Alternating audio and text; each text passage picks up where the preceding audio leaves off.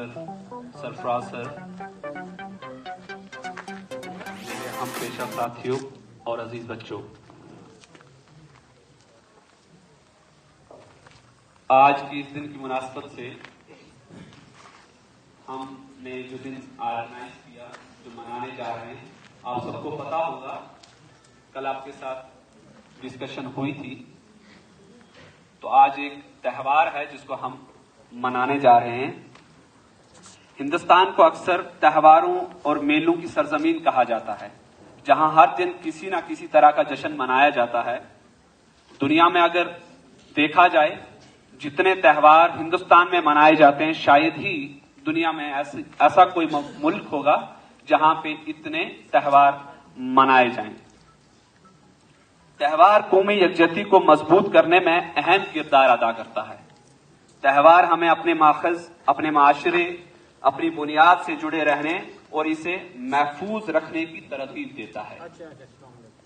और वो त्यौहार जिसकी मैं बात करने जा रहा हूं, उसका नाम है बैसाखी। विसाखी भी इसको बोलते हैं, बैसाखी भी बोलते हैं। इस बारे में हम आज तफसील से बात करेंगे। प्रिंसिपल सर भी बात करेंगे, आप बच्चे भी इसके बारे में बात करोगे। Kerala celebrated Vishu. Bhangra and Gidda performance by men and women are the eyes contending events of Baisakhi. Pupils also pay tribute to the martyrs of Jallianwala Bagh who sacrificed their life on this country or for this country. Today, the Golden Temples is looking very beautiful, especially at night. Golden Temples, the Sarovar, Golden Temples across Paris and their bad karma, wash their bad karmas. Baisakhi has the tradition of dance, music and enjoyment and commemorates the virtue of our great Guru Saints. Thank you. Assalamu alaikum. मोहतरम vice principal साहब, lecture साहिबान, masters, teachers, आप सबको advance में बैसाखी की मुबारक। बैसाखी क्या है, क्यों सेलिब्रेट किया जाता है, बहुत से बच्चों ने आपके साथ बात की, सलीम साहब ने भी बताया। दो चार बातें मैं भी आपके साथ करूंगा। बच्चों, आपको पता है कि इस साल जो बैसाखी का त्यौहार है वो 14 तारीख को होना है, लेकिन उस दिन 3 अहम त्यौहार हैं। बैसाखी है, हमारे हिंदुस्तान की एक अजीम तरीन शख्सियत B.R. अम्बेडकर जी का जन्म है, और महावीर जयंती है, हिंदुस्तान के एक बड़े मजहबी रहनुमा महावीर जैन जी का भी प्रकाश पर्व उस दिन है। तो ये तीनों त्योहारों की वजह से उस दिन छुट्टी है। तो हमारी डायरेक्टरेट की तरफ से, डायरेक्टर ऑफिस की तरफ से ये हिदायत थी कि इन तीनों त्योहारों को हमने मनाना है। तो ये जो शेड्यूल डायरेक्टर ऑफिस की तरफ से जारी किया गया, उसमें ये हुआ कि बैसाखी की सेलिब्रेशन हम सारे मिलके आज पूरे जम्मू डिवीज़न के हर स्कूल में ये मनाया जा रहा है। कोई अपने ढंग से मना रहा है, कोई अपने ढंग से, बहरहाल हमने भी अपने ढंग से मनाया।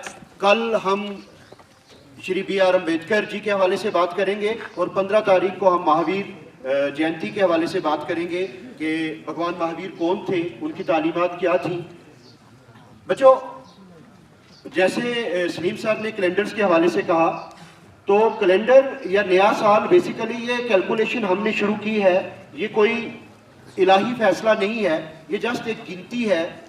वक्त जो है ना, इसको खुदा की सिफात में से एक माना जाता है। नबी अकरम सल्लल्लाहु अलैहि वसल्लम की एक हदीस मुबारक है, और टाइम एंड स्पेस सबसे बड़ा टॉपिक रहा है फिलॉसफी का। एक बहुत बड़े फिलासफर हुए हैं, फ्रेंच फिलासफर नीत्शे। तो नीत्शे ने टाइम एंड स्पेस पे काम किया है। सभी फिलासफर्स का, सभी मज़ाहिब का ये मानना है कि आदि काल से, रोज़े अज़ल से वक्त हमेशा से है, वक्त हमेशा रहेगा, वक्त खुदा की सिफात में से एक है।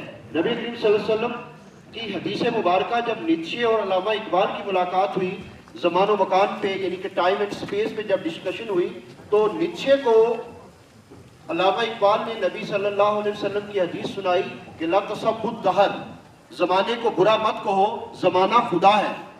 तो लिखते हैं कि नीत्शे खड़ा हो गया, कहने लगे ये किस आदमी ने सबसे पहले कहा है, मुझे उस आदमी से मिलाओ। उसने कहा उससे नहीं मिला सकता, वो रसूलुल्लाह सल्लल्लाहु अलैहि वसल्लम आज से तकरीबन 1300 साल पहले दुनिया से चले जा चुके हैं।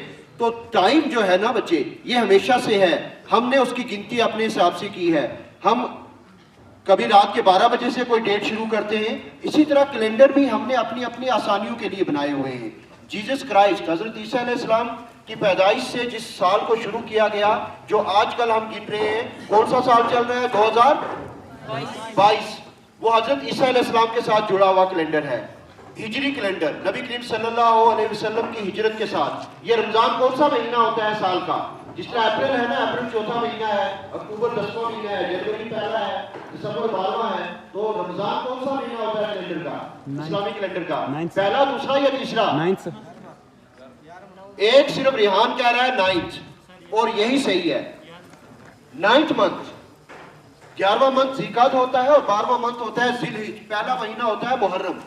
तो वो कैलेंडर कब शुरू हुआ? जब रसूलुल्लाह सल्लल्लाहु अलैहि वसल्लम ने, जिस तरह सलीम ने बताया कि मक्का से हिजरत की और मदीना शरीफ की तरफ चले गए, तो वो पहला महीना वहां मुहर्रम से काउंट होता है। इसी तरह हमारे जो दो कैलेंडर्स हैं, जो हमारा नेशनल कैलेंडर है, पता है किसी को वो कौन सा है? वो बिक्रमी है या शक संवत है? हमारा नेशनल कैलेंडर बच्चे शक संवत है, और इस वक्त शक संवत 1944 है। क्या है? शक संवत चल रहा है 1944। और ये जो बिक्रमी है, जो बिसाख से शुरू होता है, इसका पहला महीना बिसाख है। ये और अंग्रेजी कैलेंडर में फर्क है 57 साल 8 महीने और 18 दिन का। आज 2079 है आज की डेट में। अंग्रेजी डेट क्या है? 11/4/2022। तो 11/4 में आप 18/8/57 जमा करेंगे तो आपको बिक्रमी डेट आज की मिल जाएगी। समझ आई? अंग्रेजी डेट में आपने क्या जमा करना है? साल में 57, महीने में 8 और डेट में 18। तो आपको ऑटोमेटिकली बिक्रमी डेट मिल जाती है, जो उस दिन की होती है। और इसमें माइनर कभी कभी एक दिन का फर्क आता है, फर्क नहीं आता।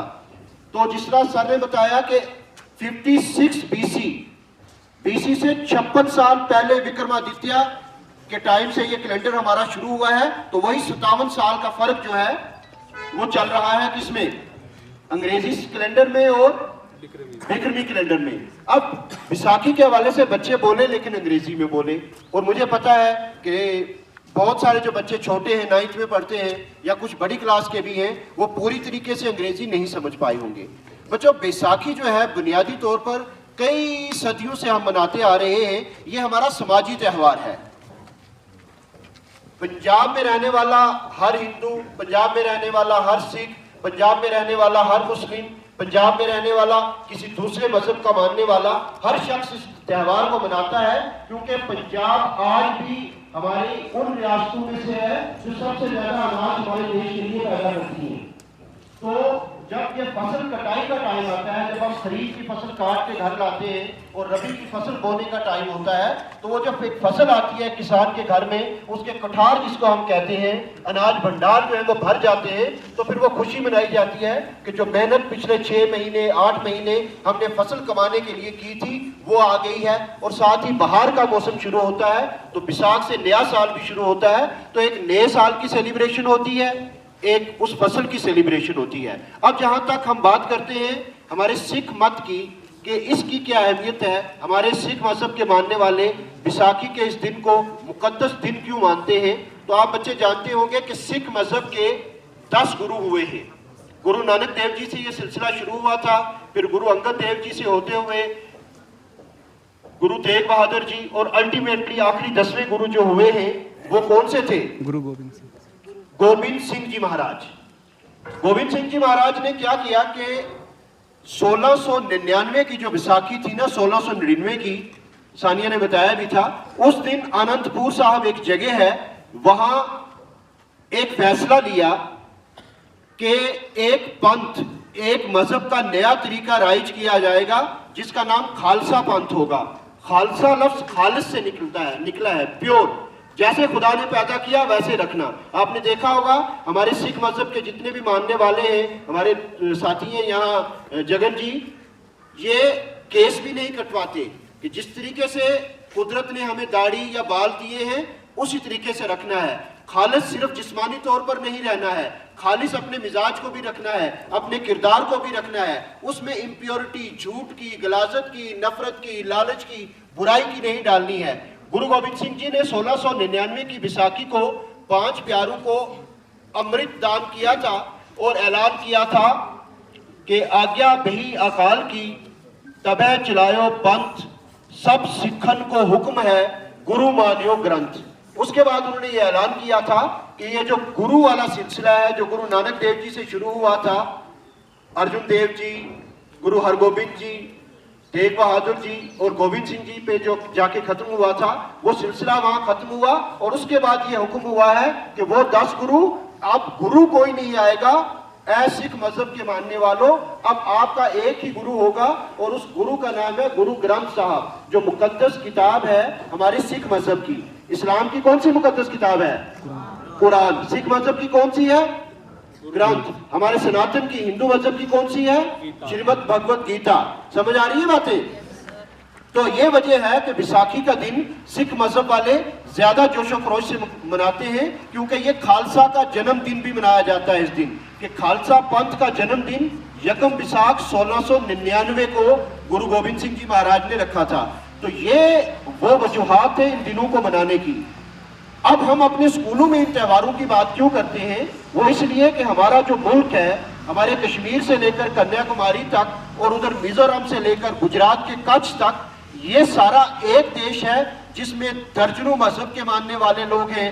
करोड़ों लोग ऐसे हैं जो किसी मजहब को नहीं मानते, करोड़ों लोग ऐसे हैं जो ईद मनाते हैं, करोड़ों लोग ऐसे हैं जो दिवाली मनाते हैं, करोड़ों लोग ऐसे हैं जो गुरपर्व मनाते हैं। करोड़ों त्यौहार, करोड़ों में सोच के कह रहा हूं, ऐसे हैं जो हमारे समाजी रवायात से जुड़े हुए हैं, वो मनाए जाते हैं। कहीं कोई उर्स हो रहा है, कहीं कोई मेला हो रहा है, कहीं फसल कटाई पे कोई जश्न हो रहा है। जैसे हमारे यहाँ पुंछ में 2 मेले होते थे जो काफी सालों से नहीं हो रहे, सिर्फ मेंढर में सखी मैदान में जो 6 हाड़ को मेला होता है वो अब भी बाकी है, जिसमें हमारे जो रवायती खेल हैं, बीनी, बुगदर, कुश्ती, रस्साकशी, बैलों की लड़ाई, मुर्गों की लड़ाई, वो करवाए जाते हैं। फिर हमारा एक चैतर महीने में मेला होता था, पुंछ शेर कश्मीर पुल पता है ना, जो बड़ा पुल बना हुआ है, उसके साथ आपने देखा है कि बस स्टैंड बन रहा है आजकल, उस जगह पे वो मेला होता था। 1959 तक, 59 तक वो मेला होता रहा। 14 चैतर की 14 तारीख को वो मेला मनाया जाता था, लेकिन वो सिलसिला खत्म है। तो ये जो हमारे समाजी त्यौहार हैं, ये हमें एक दूसरे के साथ जोड़ते हैं। हमारा जो सोशल फैब्रिक है, जो हम एक दूसरे के साथ बहैसियत इंसान जुड़े हुए हैं, जो हम एक दूसरे के साथ डिपेंडेंट है एक दूसरे पे बहैसियत हिंदुस्तानी, तो वो उस हमारी हिंदुस्तानियत को इन त्योहारों ने जिंदा रखा है।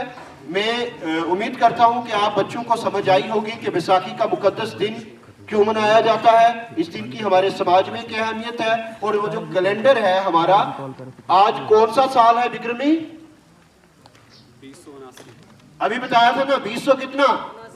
79, 279। जिस तरह ये 222 है ना, सीधा 57 जमा किया बीच में तो ऑटोमेटिकली आपको 279 मिल गया। और शक संवत जो हमारा नेशनल कैलेंडर है, उसका कौन सा साल है? 1944, 1944। समझ आई बात की? तो हम उम्मीद करेंगे बच्चे। अच्छा, एक बात मुझे और बताएं कि किसको विक्रमी के 12 महीनों के नाम आते हैं? कोई बच्चा ऐसा है?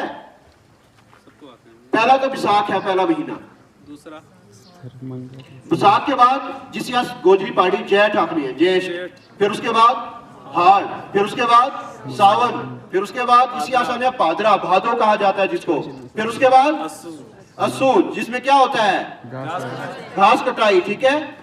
अस्सू के बाद कत्ते के बाद मगर के बाद पो के बाद बाघ के बाद फागुन के बाद चैत। ये 12 महीने हैं। और इसी तरह इस्लामिक जो कैलेंडर है, हिजरी कैलेंडर है, उसके कौन से महीने हैं? सबसे पहला मुहर्रम, उसके बाद सफर, उसके बाद रबीउल अव्वल, उसके बाद जमादियुल अव्वल, उसके बाद जमादियुल सानी। ये रमजान कौन सा महीना है? रजब, शाबान और फिर रमजान। रमजान 9th मंथ है। इसके बाद शवाल 10वां, उसके बाद ज़ीक़त 11वां और 12वां कौन सा है? ज़िलहिज। तो हर कैलेंडर की अपनी एक रेलिवेंस है, अपने इलाके के हिसाब से कैलेंडर बनाए गए। शक संवत, जो शक राजा थे, साका डायनेस्टी जो हुई थी, उन्होंने शुरू किया। विक्रमी कैलेंडर जो है विक्रमजीत ने किया। उसके अलावा हमारा एक और लोकल कैलेंडर है जिसको बंगला कैलेंडर। रेहान के बाद सानिया, इधर सानिया आ जाए। सलमान।